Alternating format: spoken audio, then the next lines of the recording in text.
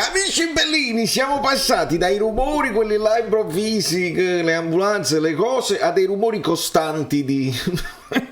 no, non tanto di calciomercato, ma i rumori miei, di valvole, di ventole, ventola, Nicola invece dobbiamo parlare di questa cosa qui, perché cominciamo!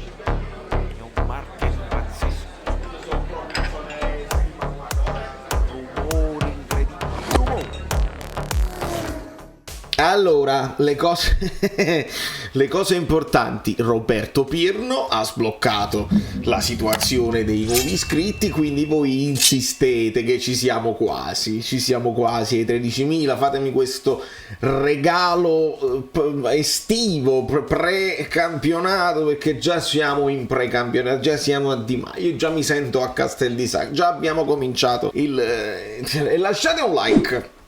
Lasciate un like, sapete perché? Perché nel video di ieri, che invecchia immediatamente, guardate cosa diciamo subito. Un'altra delle cose che mi aspetto a breve è la conferma di Juan Jesus, che sta scrivendo cose bellissime in un italiano perfetto, tra l'altro veramente un leader, un uomo di un altro livello. Quindi ci aspettiamo a breve la conferma di Juan Jesus, ci dobbiamo aspettare non so quando il nome di un difensore centrale che però esalta di meno i tifosi. Ecco perché i giornalisti non fanno tanti nomi dei difensori centrali, perché i tifosi si esaltano di meno e si sa.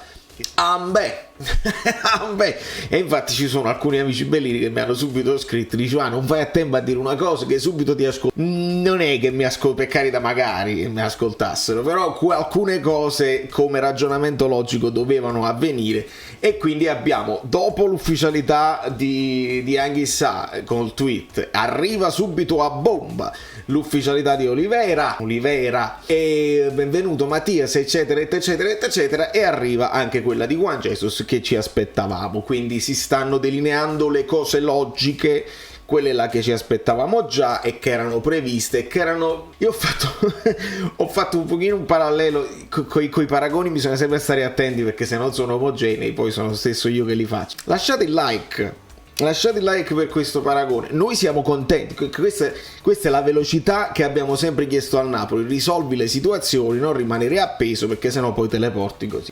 Siamo arrivati al punto che siamo contenti delle cose basilari. Ma veramente non sto facendo critica, ecco, è un po' come sedersi al ristorante, trovi le posate e dici però che bella, ci stanno già le posate, pensa un po', e quindi sei contento di quella cosa. Però è il minimo, no? Avere le posate a tavola così. Poi adesso la velocità sarebbe che ci portano subito il pane. A New York per esempio i ristoranti italiani hanno subito un po' di olio, sai, un olio speziato. Vi dovete iscrivere al canale Telegram. A quanto pare proprio che sì, vedi? Esattamente così. Vi dovete iscrivere al canale Telegram, così sapete tutte le notifiche di questa estate caldissima. E quindi un po' di olio per spuzzuliare, perché gli americani non hanno idea di cosa significa un po' di pane, sale e olio, e quindi sale e pepe eccetera eccetera. Aspettiamo che si metta un po' di pepe su questo calciomercato. Ovviamente adesso parliamo anche della questione di Maldini, perché a me interessa moltissimo, perché si dice qualsiasi cosa della situazione del Milan, e queste parole di Maldini hanno fatto discutere. Le parole shock di Maldini non sono shock, sono parole logiche, e adesso ne parliamo. Quindi ovviamente, però io vi ho detto questa cosina, mi aspetto sempre che qualcuno prima esca e poi si entri, visto che non doveva uscire nessuno perché è già uscito Gulam, visto che non doveva uscire nessuno perché chissà viene confermato, non deve uscire nessuno per Juan Jesus.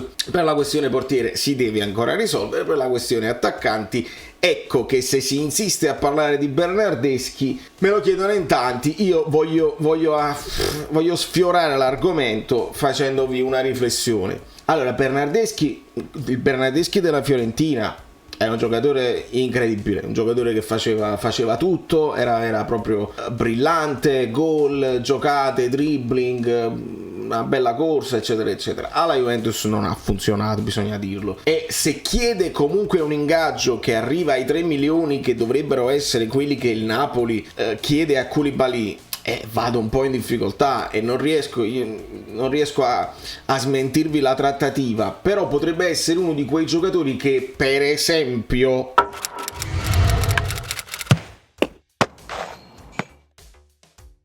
faccio un esempio, se qualcuno fosse interessato a Lozano che prende un 4,5, allora tu se ti pigli Bernardeschi a 0 e gliene dai 3, per il Napoli è un'operazione fattibile. Mettere Bernardeschi a posto di Politano, se qualcuno fosse interessato a Politano, vendi Politano, visto che è un periodo di calciomercato dove vendere è difficilissimo, tutti se ne vanno a 0, allora il Napoli potrebbe pensare questa cosa qua. Idem si dica per un ass, perché Bernardeschi potrebbe essere considerato sia esterno a destra sia sottopunta, nella Juve ha giocato anche tutta fascia a sinistra, insomma è un giocatore polivalente che si mette a disposizione, e ecco perché veniva poi scelto da Mancini a posto di Politano in nazionale. Questa è poi la scusa che mettono tutti, ma sappiamo che ci sono delle dinamiche anche di procuratori eccetera eccetera. Ora, Bernardeschi è un giocatore che andrebbe recuperato. Spalletti è in grado di recuperarlo? Sì, perché no?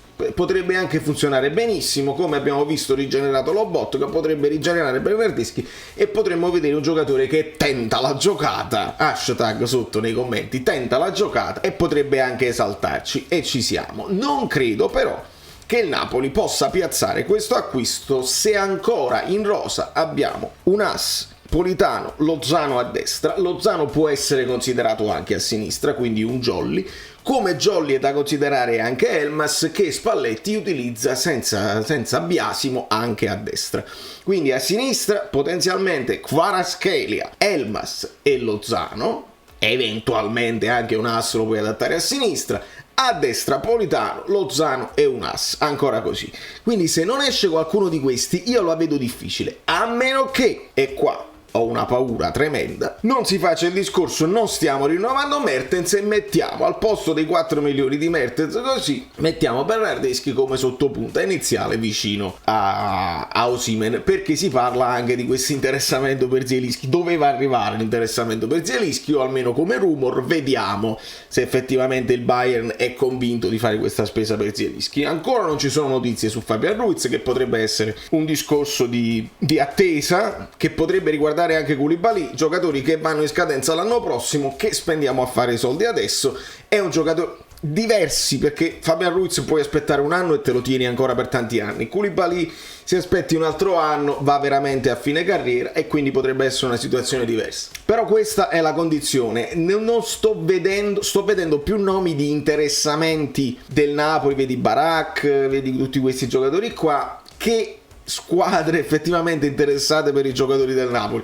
Ci risiamo, dobbiamo vedere se qualcosa si svilupperà, ma pare che insomma non si muovono tanto. Nel frattempo, ovviamente, con l'ottimo Sasapengo stavo vedendo questa notizia girata da un mio abbonato carissimo, tra l'altro, tutta una situazione, lo vedete? Ma ve lo faccio vedere qua così, anzi mi metto qua così lo faccio vedere proprio l'ambrabam tattico, e ve lo faccio vedere qua come il calcio si sta andando a sviluppare sempre di più in maniera scientifica, ragazzi, e non c'è dubbio. Il romanticismo non si perde, semplicemente si può fare di più e di meglio per analizzare. Io per esempio tutte queste cose, con queste cose in testa che controllano tutte, io fare il paragone Alexander-Arnold Malquit per esempio, e vedere le differenze per capire così. Però al di là di questo, per chiudere il video, io volevo veramente leggervi questa cosa di Maldini, perché c'è un punto importantissimo.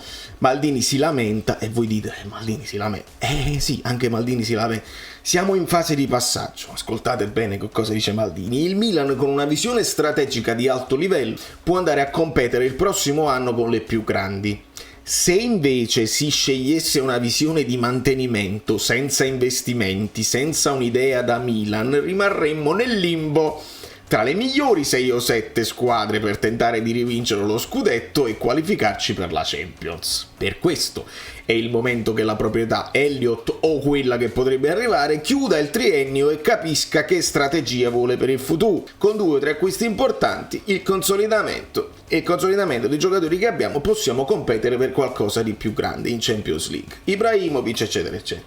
Ora, è proprio questo che io voglio al Napoli, perché al di là della proprietà, vedi, per esempio Maldini, una proprietà vincente, perché il fondo Elliott comunque ha vinto il campionato, gli è andata bene, sono stati bravi, fortunati, hanno ripianato i debiti, hanno fatto i soldi, non ci interessa. Però una figura che ti dà garanzia di volere il bene della squadra e sta lì e dice non voglio galleggiare, cioè Maldini dice proprio questo: se non facciamo niente galleggiamo, e l'anno prossimo non sappiamo se ci possiamo confermare, se qualche squadra migliora, in Champions non possiamo competere, eccetera, eccetera.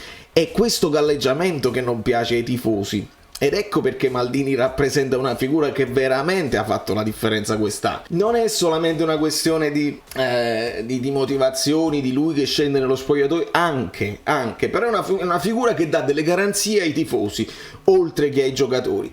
E questo è proprio quello che secondo me ci manca. Perché voi direte, sì, vabbè, ma Maldini non è sceso in campo a fare i gol decisivi, li ha fatti Leao, eccetera, eccetera. Ibra dallo spogliatoio non ha fatto niente così. Però, perché se non perdeva l'Inter, ma è proprio lì che si è inserito il Milan, riuscendo ad approfittare della stagione strana. Quindi questo secondo me è poi il sunto di tutto. Finché noi non avremo una figura che sia avulsa perché non è che me la prendo con Edo, ma Edo è De Laurentiis anche lui. Quindi essendo tutta una famiglia, una conduzione familiare, non c'è nessuno che va contro quelle che possono essere le idee generali, che possono essere un'idea di galleggiamento, che economicamente va bene e porta soddisfazione alla famiglia, però poi il tifoso si sente poco rappresentato e poco garantito di voler fare salti di qualità e di crescita, ed ecco proprio il progetto. Quindi ci vorrebbe quella figura che non fa parte della famiglia e che riesce a mediare, fa gli interessi della famiglia sì, ma fa gli interessi anche della squadra e dei tifosi, e riesce a mediare con l'allenatore, perché non lo deve fare l'allenatore deve allenare, l'allenatore si deve rendere conto che per esempio Mertens non toglie gli equilibri, e se invece deve pensare a tutta una serie di altre cose non ci pensa.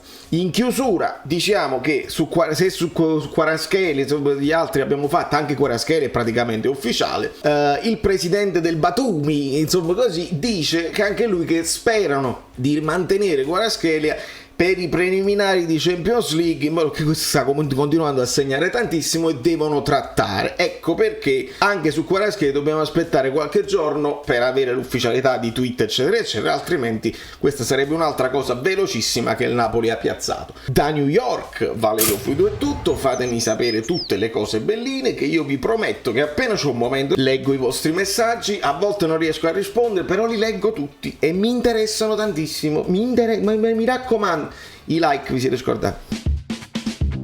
Ciao, sono Saveria Solida.